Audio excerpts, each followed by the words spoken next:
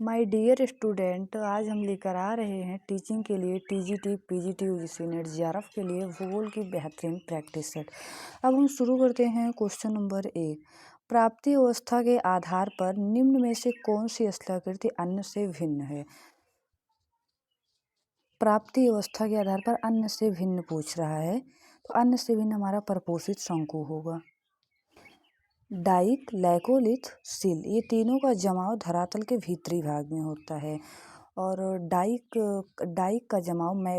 में मैग्मा का लंबवत जमाव पाया जाता है, बल्कि लैकोलिथ का गुंबदाकार या छतरीनुमा इस तरह से पाया जाता है। लैकोलिथ का जमाव गुंबदाकार या छतरीनुमा पाया जाता है। और सिल का क्षैतिज जमाव पाया जाता है। इसमें हमारा राइट आंसर परपोषित शंकु होगा। परपोषित शंकु का निर्माण कैसे होता है? जब ज्वालामुखी छिद्र से बाहर निकलता है तो उसमें कई उपशाखाओं में बाहर निकलने लगते हैं लावा कई उपशाखाओं से जब बाहर निकलने लगते हैं तो ऊपर आकर वो शंकु के आकार पर धरातल पर बैठ जाते हैं, जिसे हम परपोषित शंकु के नाम की संज्ञा देते हैं। Question number 2। गोंडवाना भूभाग टूटने का क्रम प्रारंभ हुआ था। Permian, Jurassic, Cretaceous, Triassic. तो गोंडवाना भूभाग, पहले हमारा पूरा भूभाग पेंजिया था। पेंजिया से टूटा कब? पेंजिया टूटा कार्बोनिफेरस युग में। हमारा पूरा पेंजिया था और पेंजिया हमारा कार्बोनिफेरस में टूटा। और पेंडिया का उत्तरी भाग अंगारा लैंड और दक्षिणी भाग गोंडवाना लैंड बना, जिसे अंगारा लैंड या लारेसिया भी कहा जाता है। और इसे गोंडवाना लैंड कहा जाता है। हमारा गोंडवाना, इसमें क्या पूछ रहा है कि गोंडवाना भूभाग के टूटने का क्रम, तो गोंडवाना भूभाग टूटने का क्रम जुरासिक युग है। Question number B right answer होगा।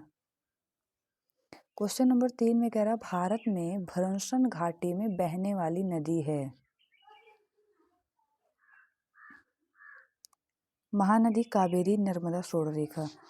भारत में भ्रंशन घाटी में बहने वाली नर्मदी, इसमें राइट आंसर भी नर्मदा होगा, बट ताप्ती भी है। जो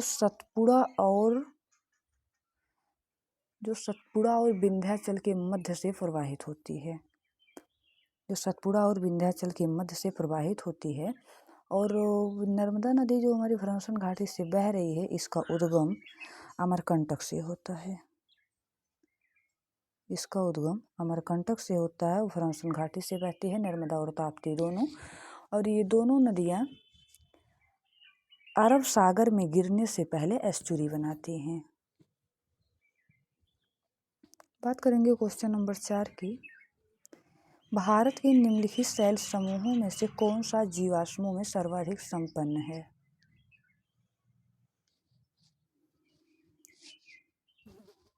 सी, गोंडवाना सर्वाधिक। जो विंध्यन है ये लाल बलुआ पत्थर के लिए फेमस है। विंध्यन जो है लाल बलुआ पत्थर के लिए फेमस है। कुडप्पा में लौह अयस्क पाया जाता है और भी खनिज पदार्थ पाए जाते हैं। कुडप्पा में लौह खनिज पाए जाते हैं और विंध्यन में मैग्नीज, स्लेट, संगमरमर, लाल बलुआ पत्थर सभी पाए जाते हैं। इसमें हमारा राइट आंसर होगा Gondwana. Question number 5।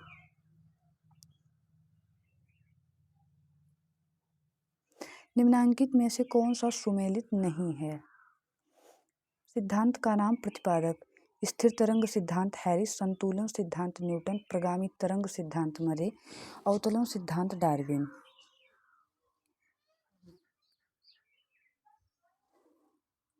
Question number 5 का सी होगा प्रगामी तरंग सिद्धांत। प्रगामी तरंग सिद्धांत मर्रे ने दिया है, बट ये स्थिर संतुलन सिद्धांत। क्वेश्चन नंबर 5 में क्या करा? निम्नांकित में से कौन सा सुमेलित नहीं है? सिद्धांत का नाम, प्रतिपादक का नाम। स्थिर तरंग सिद्धांत हैरिस, संतुलन सिद्धांत संतुलन सिद्धांत न्यूटन, प्रगामी तरंग सिद्धांत मर्रे, अवतरण सिद्धांत डार्विन। जितना इसे सुमेल दिया गया है सभी सुमेल सही है, बट जो अवतरण सिद्धांत है, स्थिर तरंग सिद्धांत है, ये प्रवाल भित्तियों से संबंधित है। स्थिर तरंग सिद्धांत और अवतरण सिद्धांत ये प्रवाल भित्तियों से है। इसका संबंध प्रवाल भित्तियों से है। जो संतुलन सिद्धांत और प्रगामी तरंग सिद्धांत है, ये ज्वारभाटा से है। ये ज्वारभाटा से है। ओके, बात करेंगे क्वेश्चन नंबर 6 की। निम्न में से किसने सरिता श्रेणीकरण की सरिता खंड विधि का प्रतिपादन किया था?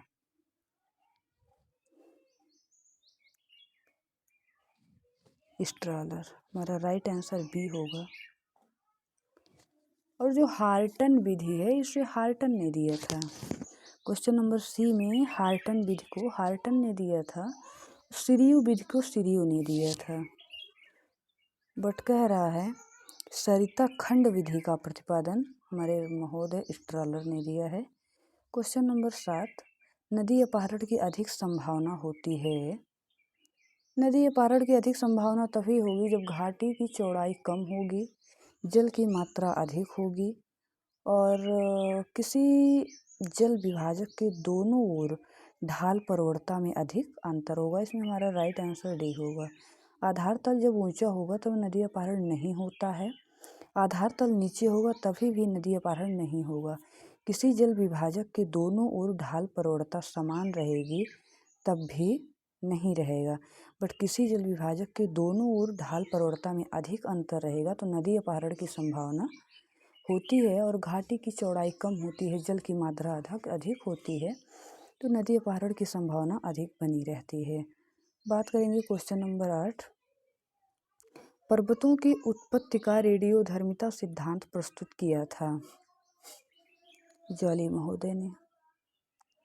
होम्स ने संवहन तरंग सिद्धांत दिया था। होम्स ने संवहन बहुत पूछता है। होम्स ने संवहन तरंग सिद्धांत दिया था। कोबर ने भूसन्नत सिद्धांत दिया था। कोबर ने भूसन्नत दिया था। दिल्ली ने महाद्वीपीय फिसलन दिया था। दिल्ली ने महाद्वीपीय फिसलन सिद्धांत दिया था। ओके, क्वेश्चन नंबर 8 हो गया। क्वेश्चन नंबर 9, निम्न कथनों में से कौन सा एक सही है? तरुणावस्था में अधिकतम उत्क्रम माप तथा अधिकतम ऊर्जा होती है। प्रौढ़ावस्था में न्यूनतम उत्क्रम माप तथा न्यूनतम ऊर्जा होती है। सी में कह रहा है जीर्णावस्था में न्यूनतम उत्क्रम माप एवं न्यूनतम ऊर्जा होती है, गलत। डी में कह रहा है जीर्णावस्था अधिकतम उत्क्रम माप एवं न्यूनतम ऊर्जा होती है, राइट। क्वेश्चन नंबर 9 में डी राइट आंसर होगा। 10, निम्नलिखित में कौन एक भ्रंश से संबंधित है? भ्रंश से संबंधित ग्रावेन है। जहाँ दो स्थान बराबर हो, ऐसे एक दो स्थान बराबर हो और बीच का भाग धंस जाता है। दो स्थान बराबर हो और बीच का भाग ऐसे ऐसे धंस जाता है तो इसे रिफ्ट घाटी कहा जाता है, बेसिन कहा जाता है, घाटी कहा जाता है, ग्राबेन, इसे कई नामों से जाना जाता है। ऐसे बीच का भाग धंस जाता है तो इसे ग्राबेन कहते हैं, रिफ्ट घाटी कहते हैं, बेसिन भी कहते हैं। इसलिए हमारा राइट आंसर डी होगा। क्वेश्चन नंबर 11, निम्नलिखित में कौन सा युग्म सही सुमेलित नहीं है? कोबर काइटोजेन, डाली और मोबाइल अर्थ, विल्सन प्लैट्स, होम्स तापीय चक्र सिद्धांत। कह रहा है नॉट पहले देखिएगा, यही सबसे बेसिकली बहुत ध्यान देने योग्य चीज़ है। नहीं, होम्स ने, अभी आप लोगों ने पढ़ा कि होम्स ने तापीय चक्र का सिद्धांत नहीं दिया है, होम्स ने संवहन तरंग सिद्धांत दिया है। होम्स ने संवहन तरंग सिद्धांत दिया है, इसलिए हमारा नहीं पूछा तो राइट आंसर डी होगा। क्वेश्चन नंबर 12, सामान्य दशाओं के अंतर्गत निम्नलिखित में कौन सा एक नदीय क्रिया द्वारा उत्पन्न लक्षणों का सही क्रमिक विकास है। इस क्वेश्चन कह रहा है कि जब हमारी नदी का उद्गम होता है, जब वो निकलती है, उसके निकलने का क्रम क्या है। निकलने का क्रम है जलप्रपात, विसर्प, रोधिका, नदी, वेदिका, गोखुर, झीलें। रंग विसर्प, रोधिकाएं, नदी, वेदिकाएं, जलप्रपात, गोखुर, झीलें। रंग जलप्रपात, नदी, वेदिकाएं, विसर्प, रोधिकाएं, गोखुर, झीलें। राइट। जब नदी पहाड़ों से उतरती है तो सबसे पहले वो जलप्रपात बनाती है, सबसे पहले जलप्रपात बनाती है, इसलिए हमारा 12 में राइट आंसर सी होगा। क्वेश्चन नंबर 13, निम्नलिखित में कौन सा ज्वालामुखी क्रिया से संबंधित नहीं है। तालस, लैपिली, लहर, ट्रेफा, ये तीनों जब ज्वालामुखी का उद्गार होता है तो इसी में से निकलने वाले पदार्थ हैं, बस जो टालस का निर्माण चट्टानों का धीरे धीरे टूटने से एवं एकत्रीकरण से टालस का निर्माण होता है। हमारा राइट आंसर डी होगा। क्वेश्चन नंबर 14, किसी शुष्क प्रदेश में बहुत सारे जलोढ़ शंकुओं के सम्मिलित होने से बनी निक्षेपित आकृति कहलाती है। बजाडा कहलाती है। बालसन बता रहा है, बालसन, ऑप्शन बालसन भी दिया है। बालसन क्या है समझिए ध्यान से। रेगिस्तानी भागों में पर्वतों से घिरी बेसिन को बालसन कहते हैं। हमारे राजस्थान में है बालसन। ऐसे है, बेसिन है, चारों तरफ से पर्वत से घिरी हुई है और बीच में पानी है, इसमें पानी है, इसे हम बालसन कहते हैं। बट हमारा राइट आंसर इसमें बजाडा होगा। क्वेश्चन नंबर 15, कोपेन द्वारा भारत के जलवायु वर्गीकरण के अनुसार CW प्रकार की जलवायु मिलती है। CW प्रकार की जलवायु आपको गंगा के सभी क्षेत्रों में मिलेंगी। जहाँ जहाँ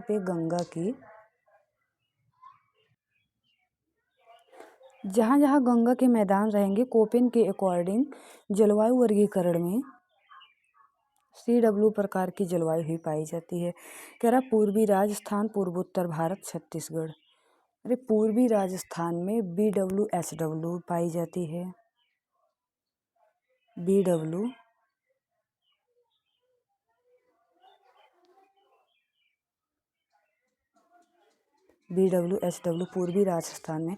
माय डियर स्टूडेंट, आपके लिए टास्क प्रश्न रहेगा कि पश्चिमी राजस्थान में कौन सी जलवायु पाई जाती है। अब हम बात करते हैं क्वेश्चन नंबर 16 की। निम्नलिखित में से कौन सा प्लेट विवर्तन सिद्धांत से संबंधित नहीं है।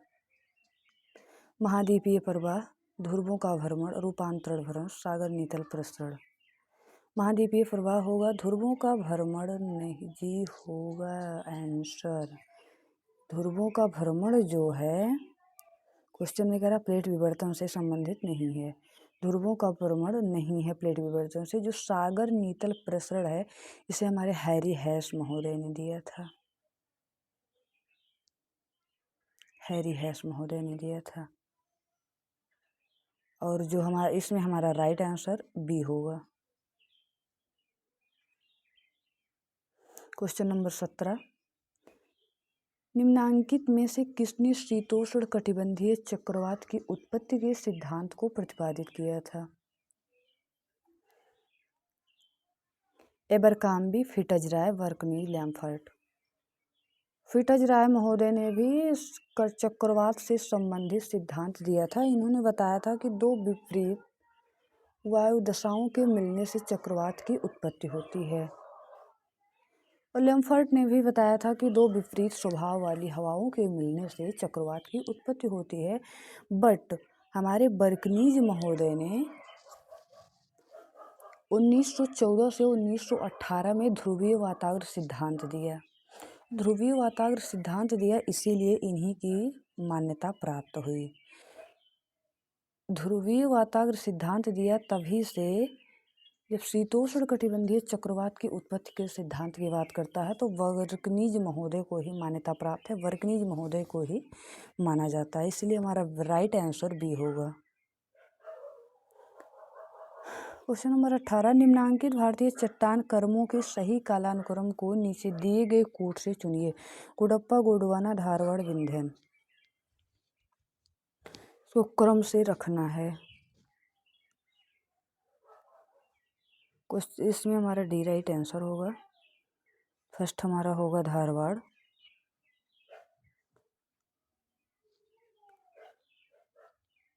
उसके बाद कुडप्पा, उसके बाद विंध्यन, उसके बाद गोंडवाना। राइट आंसर हमारा डी होगा। 3, 1, 4, 2। सूर्यास्त के समय को गोधूली प्रकाश परिणाम है। क्वेश्चन नंबर 19 में कह रहा है कि सूर्यास्त के समय गोधूली प्रकाश परिणाम है।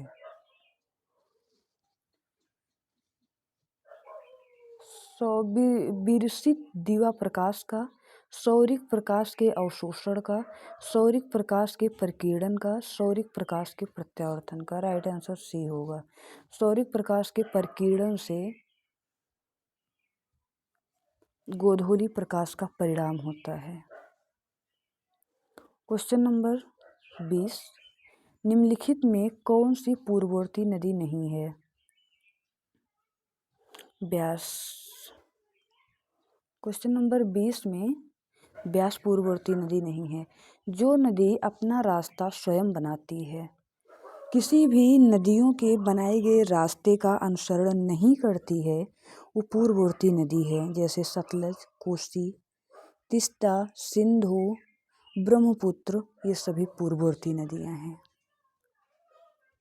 क्वेश्चन नंबर 21, निम्न में से कौन सा अप्रवाहित तापीय प्रतिलोमन से संबंधित नहीं है?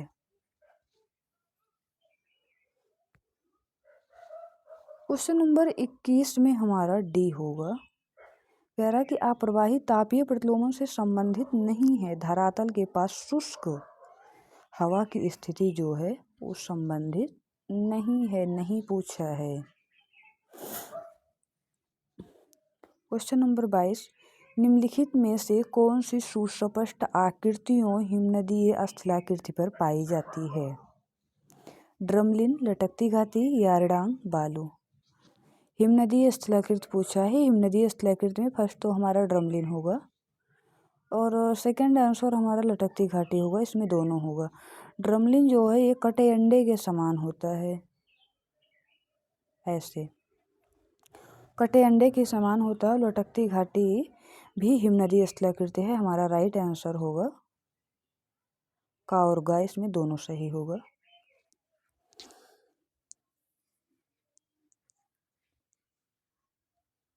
My dear student,